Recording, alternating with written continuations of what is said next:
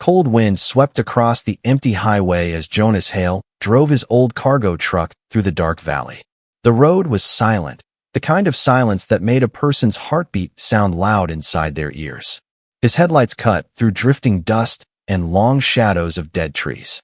It was supposed to be a normal delivery night. No trouble, no surprises, just miles of lonely road. But then, his truck's dashboard flickered. A strange static hummed through the radio, even though it was turned off. Jonas frowned. Not tonight. Please don't brake tonight. The static grew louder. The headlights dimmed for a moment. Then, in the distance, he saw something standing by the roadside. At first, he thought it was just a signpost, or maybe a lost traveler. But as he slowed down, the shape became clearer. A small figure, not moving, tied to a wooden sign. Jonas felt a cold shiver crawl down his back. He stopped the truck. The engine rumbled softly as he stepped out into the cold air. The wind carried a strange metallic smell, something he had never sensed before. His boots crunched on gravel as he walked closer, each step sending a warning through his gut. Then he saw it. A young alien girl, barely taller than his chest, tied with rough ropes. Her skin glowed faint purple under the headlights. She had delicate markings on her cheeks, almost like faint silver tattoos.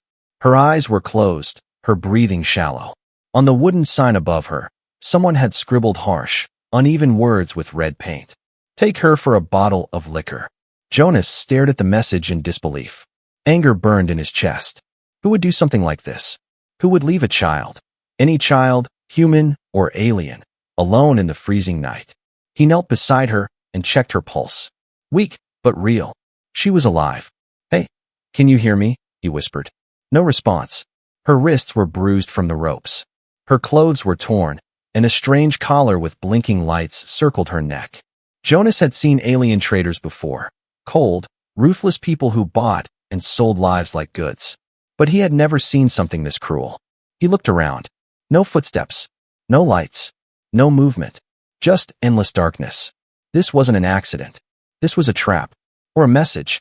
Jonas pulled a small knife from his pocket and began cutting the ropes.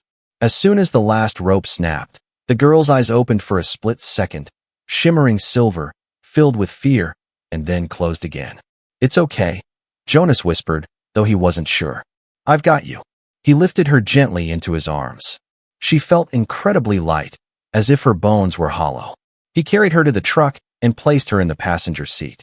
The collar blinked again, showing strange alien symbols. He didn't understand any of it, but he knew he had one choice. Leave her here and pretend he never saw anything. Or take her home and protect her from whatever monster had left her there. Jonas looked back at the lonely sign, at the cruel words, at the empty road. He shut the truck door. He chose. As he drove away, he didn't notice the small drone high above him, hiding among the clouds. Its red eye blinked. It watched him, tracked him, and transmitted a signal far into the night. The hunters now knew exactly where their escaped property had gone. And Jonas Hale had just stepped into a danger far bigger than he could imagine. Jonas drove fast, but his mind raced even faster. The alien girl sat slumped in the passenger seat, wrapped in his old emergency blanket. Every few minutes, she twitched as if fighting off some nightmare. The blinking collar at her neck pulsed like a slow heartbeat, casting tiny red flashes across the truck's interior. Jonas checked the rearview mirror again. Empty road. Silent sky. But something felt wrong. He tried speaking to her. Hey, if you can hear me, you're safe now. I'm taking you to my place. Just hang on. No answer. Only soft breathing. The truck hit a bump, and the collar sparked faintly, like it was trying to activate something. Jonas flinched. He knew tech, but he had never seen alien restraints up close. Whatever that collar was, it wasn't meant to be friendly. As he reached a narrow bridge, the sky flickered. Not lightning. Something else. A streak of light shot across the clouds, then disappeared. Jonas slowed down. What was that? A second streak. Then a third. Moving too straight, too controlled. Not weather. Not meteors. Something searching. Jonas pressed the accelerator. The truck groaned, but it pushed forward. Behind him, a faint hum began rising in the air. At first he thought it was the engine, but the sound grew sharper, colder, mechanical. The alien girl stirred and opened her eyes halfway. This time, she spoke a single word in a soft, trembling voice. Run. Jonas's heart stopped. You're awake. She ly pointed behind them, her hand shaking. They coming.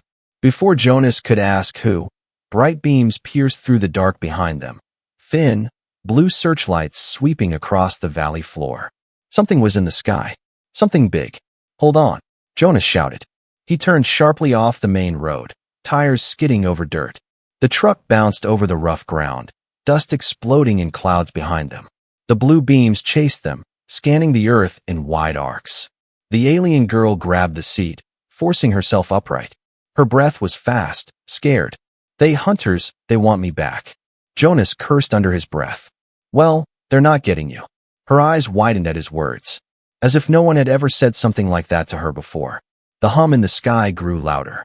Jonas drove toward the canyon trail, dangerous, narrow, but it offered cover.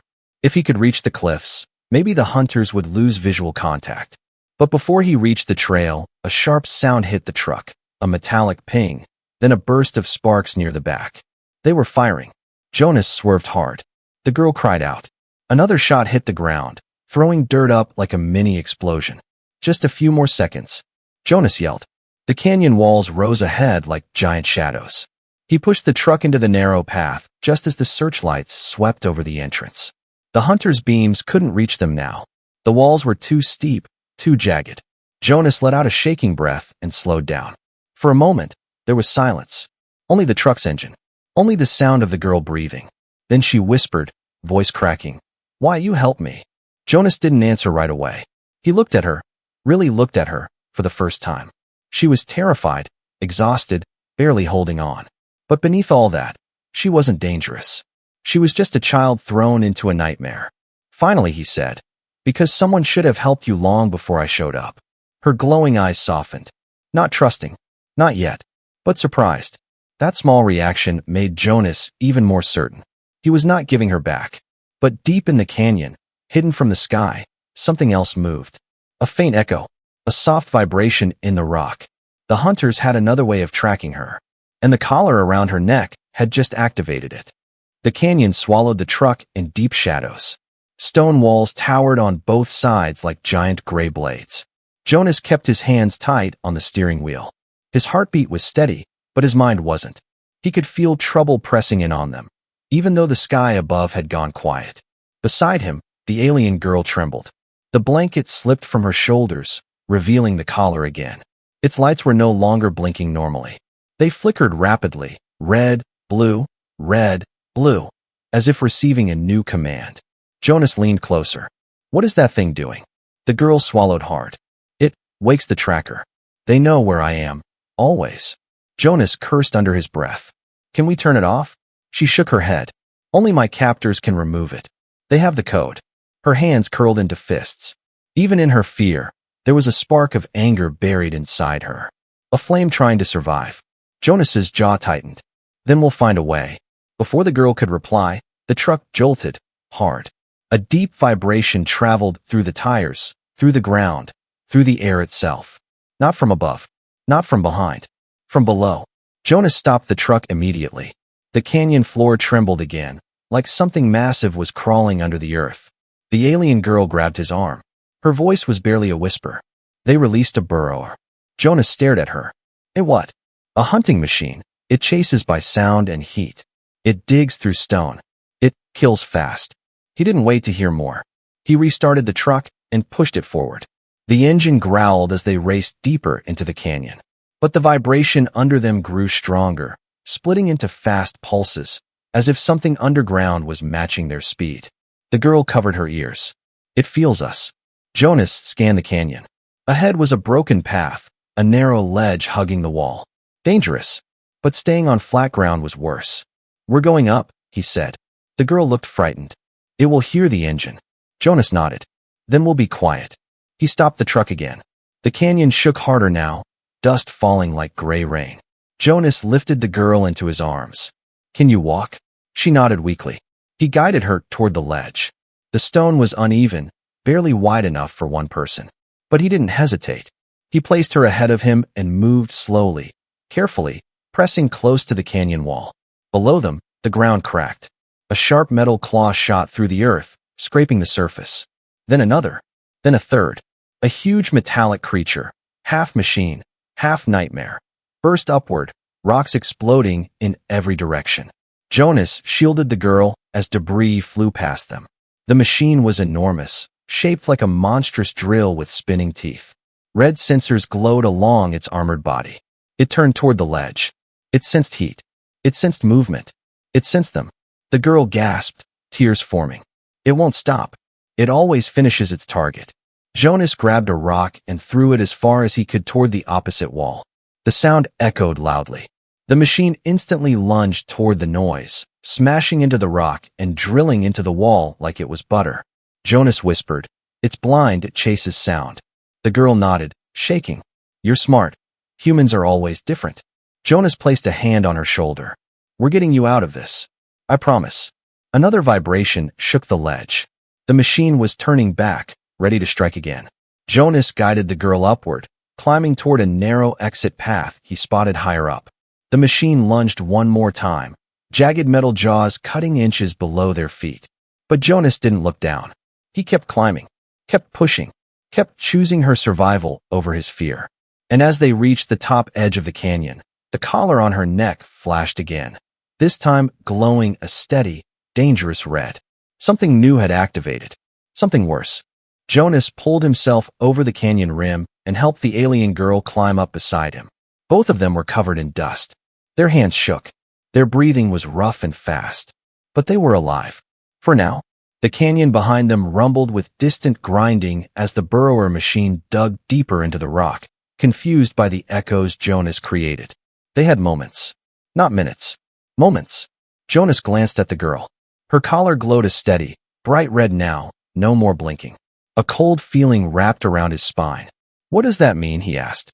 The girl touched the collar gently, wincing. "It means it locked onto my life sign. It sends full alert. Hunters come fast now. Not one ship, many ships." Jonas stared at her. "How many?" She lowered her eyes. "A squadron." Jonas exhaled slowly. "Great." He looked around. They were on a wide cliff overlooking the open valley. No place to hide. No buildings. No trees. Just night wind cutting across stone. The girl took a step forward, but stumbled. Her legs were too weak. Jonas caught her before she fell. "You okay?" he asked. She nodded faintly. "I'm not used to walking. They kept me locked." Jonas felt anger burn in his chest again. Whoever had done this to her would have to go through him now. "Come on," he said. "There's an abandoned watch post nearby. Maybe we can get inside before they spot us." He lifted her into his arms again and started walking toward the narrow trail leading up the cliff ridge. The sky above felt strangely heavy, as if something huge was hiding behind the clouds. Halfway up the trail, the girl spoke softly. "Human, why you risk yourself?" Jonas answered without thinking. "Because you're a kid. Because someone has to stop monsters." She stared at him as if hearing something she didn't understand. "You don't know what I am." Jonas shrugged. "Doesn't matter. You're someone who needs help. That's enough." Her eyes shimmered with a soft silver glow. Hope. Small, fragile, but real. Before Jonas could say more, the wind changed. A cold, electric breeze swept over the ridge. The hairs on his arms rose. The girl's collar beeped once. Then twice. Then rapidly. She gasped. "They are here." Jonas looked up. The clouds tore apart like paper. 3 dark ships dropped through the sky, engines glowing blue. Smooth, sharp, silent, like predators gliding toward prey. They moved with deadly precision, scanning the ground with thin red lines. Jonas ran. The watch post was still far, but he pushed forward, lungs burning, legs heavy. The girl clung to him, trembling. The first ship's scanners swept across the cliff. A loud tone echoed in the air, an alarm. They had found her signal. Jonas slid behind a boulder as a blast of blue light struck the ground where he had stood seconds earlier. Stone shattered. Dust exploded in a cloud. The girl covered her ears. "Please, don't let them take me." "I'm not letting anyone take you," Jonas said. Another blast hit the hill. Another explosion. The ground shook under their feet. Jonas grabbed her hand and pulled her up a narrow crack in the rock wall, using old metal hooks left by climbers. The ships circled, adjusting their aim. "It's too open," Jonas shouted. "We need cover." The girl pointed toward a dark shape near the ridge. "There. A cave." Jonas didn't question her. He ran toward it, as the ships closed in, firing controlled bursts around them. Stone splinters flew like needles. They dove inside the cave just as a blast hit the entrance, sealing half of it with debris. Jonas coughed, pulling the girl deeper inside. Outside, the ships hovered low, engines humming like angry beasts. Inside, the collar stopped blinking. Instead, it released a soft chime. The girl's face went pale. "What is it?" Jonas asked sharply. She whispered. "They activated the recall command. If the collar cannot get me back, it destroys itself." Jonas froze. She touched the collar. "It will explode soon." And the cave filled with a faint ticking sound. Growing faster, growing louder, ticking toward her final second. And his. The ticking grew sharper inside the cave. Each click echoed off the stone walls, bouncing around like a cruel reminder that time was running out. Jonas felt a cold wave move through his chest. He had no tools, no alien tech, no clue how to disable a device he didn't even understand. But he refused to panic. The alien girl pressed herself against the wall, shaking. The red light on the collar pulsed in a slow, deadly rhythm. Her voice trembled. "It will explode when the timer ends. That is how they punish escape." Jonas knelt in front of her. "Hey, look at me." She looked up, eyes glossy with fear. "You're not dying here," he said. "Not tonight. Not like this." She stared at him as if trying to believe it, but the ticking made each second harder. Outside, the hunters' ships circled the ridge, their engines humming like angry thunder. Red scanning beams cut across the cave entrance, searching for movement. Jonas peeked through a crack and saw 3 armored figures exit one ship. Tall, thin, insect-like silhouettes. Their movements were smooth and practiced. Professional killers. They were coming. The collar ticked faster. Jonas turned back to the girl. "Does it have wires?" "A lock. Something I can break." She shook her head. "It is sealed. It opens only with their code. It senses my heartbeat. If I try to leave, it speeds up." Jonas froze. "Your heartbeat?" She nodded. Jonas suddenly understood. The collar wasn't counting time. It was counting fear. The more scared she became, the faster it ticked. He knelt closer, speaking softly. "Hey, breathe with me. Slow. Deep. Don't let it control you." I can't," she whispered. "I'm too afraid." He put his hands on her shoulders. "I'm right here. I'm not leaving. I promised you that." For the first time, she didn't look like a hunted creature. She looked like a child trying to be brave. And she followed his breathing, slow, steady, controlled. The ticking slowed. Only a little, but enough to matter. Jonas exhaled in relief. "Good. Keep doing that." But the sound outside changed. Footsteps. Crunching gravel. Low alien clicks. Communication signals between hunters. They were close. Jonas scanned the cave quickly. The ceiling was cracked. Old mining equipment lay half-buried in dust. Rusty metal beams. A broken fuel canister. A torn bag. Then his eyes widened. Inside the torn bag was a small coil of abandoned det cord. Old, unstable, but still usable. Next to it, a cracked radio detonator. An idea struck him. A dangerous one. A stupid one. But better than waiting to die. He grabbed the items. The girl watched with wide eyes. What will you do?" "Buy us time." He knelt beside her again. "When I say run, you run deeper into the cave. There's a tunnel behind that rock. Follow it until you see daylight." Her voice cracked. "But, the collar. I'm going to distract them. Make them think we both ran." The ticking rose again. She grabbed his sleeve, shaking her head. "Don't leave me. They will kill you." Jonas placed a hand over hers. "I'm not leaving you. I'm tricking them." Big difference. She didn't understand how humans could say such things in moments like this. But somehow she trusted him. Jonas placed the det cord along the cave entrance, connecting it to the detonator. The device sparked weakly, still alive. Still able to blow. Outside, shadows moved closer. A tall hunter stepped inside, metal limbs scraping the rock, red visor glowing. Jonas whispered to the girl. "Now." She ran deeper into the dark passage, her small footsteps echoing until they faded.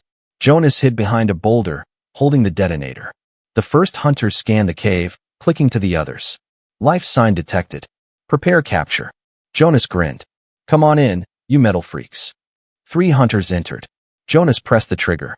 A violent blast shook the entire cave mouth, collapsing stone, swallowing the hunters in fire and dust.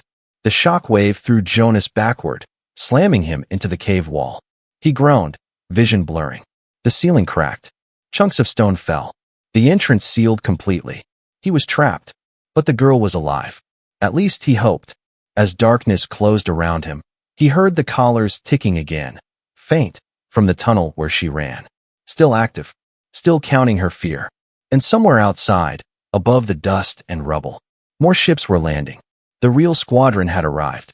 Dust drifted through the collapsed cave, floating like gray smoke in the air. Far inside the dark tunnel, the alien girl ran until her legs gave out. She fell to her knees, chest heaving. Her small hands pressed against the cold floor. The collar's ticking had slowed, but only slightly. It still watched her fear, still waited to explode. Her whole body trembled. She wanted to crawl deeper, hide, escape. But every time she blinked, she saw Jonas, the man who carried her, protected her, fought for her. And now he was behind her, alone, buried under stone. Her voice cracked. He saved me again and again. Humans, why do they do this? She pushed herself up, wiping tears from her glowing eyes. The tunnel stretched ahead, but she turned back toward the collapsed cave. The ticking sped up. She didn't care. She crawled closer, touching the stones blocking the entrance he had blown apart. She pressed her ear to the cold rock. "Jonas?" she whispered. "Please answer." Silence. Then, faint movement. A cough. A groan. Her eyes widened. He was alive. "Jonas," she called, voice echoing. "Hold on." Inside the rubble chamber, Jonas lay pinned under broken stone, dust covering his face. His arm was trapped, ribs aching with each breath. But he heard her voice and forced himself to answer. "I'm here." She choked on a breath, hands shaking as she pushed at the rocks. They barely moved. She was too small, too weak. The collar pulsed dangerously fast. "Don't try," Jonas whispered. She ignored him. But then, a deeper tremor. Not from her hands. From outside. The true hunter squadron had landed. Dozens of metal feet hit the ground above. Alien voices clicked in unison, their scanners sweeping the valley. The ground vibrated from heavy machinery, searching, analyzing, hunting. Jonas heard the noise and cursed. "They're coming, kid, you have to go." "No," she cried. "I not leave you." "Listen to me," Jonas forced out. "They'll capture you.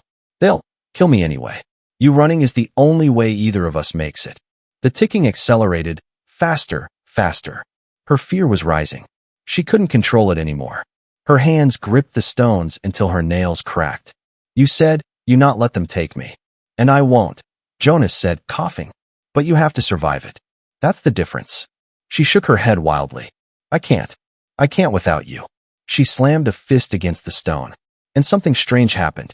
The collar reacted. It beeped, glitching. Sparks flickered around the rim. Her emotional spike confused it. The device hiccuped, paused, then resumed ticking, slightly slower. She stared at it, confused. "Why it do that?" Jonas's voice drifted through the rubble. "Maybe you're stronger than it wants you to be." She swallowed hard. A new look filled her eyes, not fear now. Determination. Outside, the hunters prepared breach charges, ready to blast the cave open. One hunter clicked a command.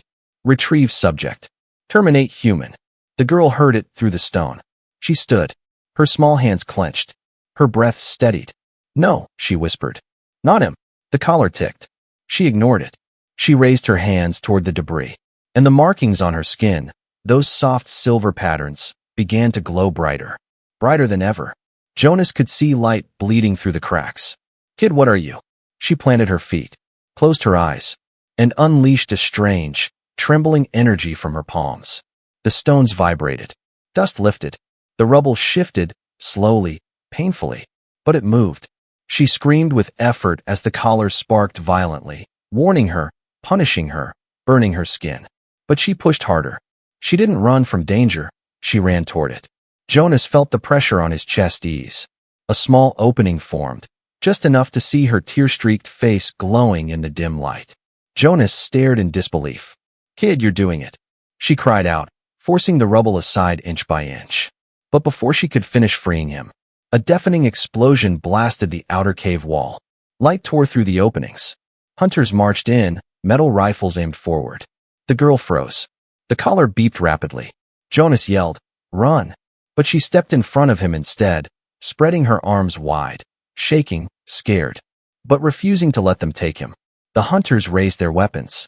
The collar reached its final tick. Everything went silent. The collar reached its final tick. A sharp, high-pitched tone filled the cave. The alien girl squeezed her eyes shut, bracing for the explosion she had feared her entire life. But the blast never came.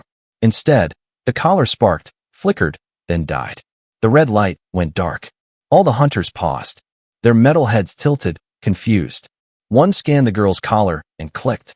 Device overloaded. Fail condition. Subject not complying with fear response. They didn't understand. She wasn't afraid anymore. She wasn't running. She wasn't hiding. She was standing between Jonas and death. The markings on her skin glowed brighter, illuminating the entire cave with silver blue light. The hunters raised their weapons, but their systems glitched. Her energy fields scrambled their sensors. Jonas watched in awe as she stepped forward, trembling but unbroken. Leave him alone. Her voice echoed like two voices at once. Hers and something deeper, ancient, powerful. The nearest hunter fired. The energy bolt hit her, but instead of hurting her, it bent around her body like light around a star. The walls shook. Stone cracked. The hunters stumbled, their targeting systems fried. She wasn't just a prisoner. She was a living energy conduit, something her captors feared but wanted to control. And Jonas was the first person who ever told her she didn't have to be afraid. She spread her hands. Her glow intensified. The cave vibrated with raw energy. Jonas shielded his eyes, shouting, "Kid, stop. You'll burn yourself out." But she shook her head, tears running down her cheeks. "No, you saved me. Now I save you." A shock wave burst from her body, soft at first, then expanding like a rising storm. The hunters tried to retreat, but the blast hit them full force. Their armor cracked. Their weapons melted. One by one, they collapsed, sparks spilling across the stone. The ships outside shook violently. Warning alarms blared. Their engines overheated. Their scanners went offline. Then, boom, a beam of light shot into the sky, tearing through clouds. Every ship in the squadron was thrown back, spiraling, engines failing. One crashed into the far mountains. Another exploded midair. The rest scattered in terror. Inside the cave, the glow faded slowly. The girl's knees buckled. Jonas crawled forward, ignoring the pain in his ribs.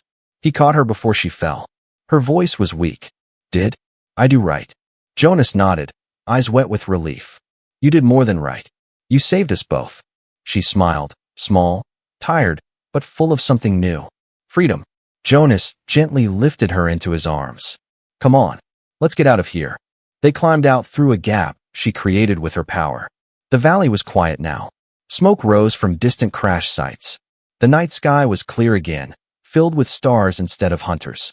As they walked toward the ridge, she asked softly, "What happened now? Where I go?" Jonas looked down at her. "You're coming home with me. We'll figure everything else out together." She leaned her head against his chest. "You protect me. I protect you." Jonas chuckled tiredly. "That's the deal." Behind them, a single hunter, broken but active, watched from the shadows. Its red eye flickered. It recorded the girl's power. It sent one final transmission before its circuits died. Subject escaped. New threat level, extreme. Initiate protocol, Omega. Somewhere across the galaxy, something received the message. Something far worse than hunters. But Jonas and the girl didn't see it. For one quiet night, they had each other. And that was enough.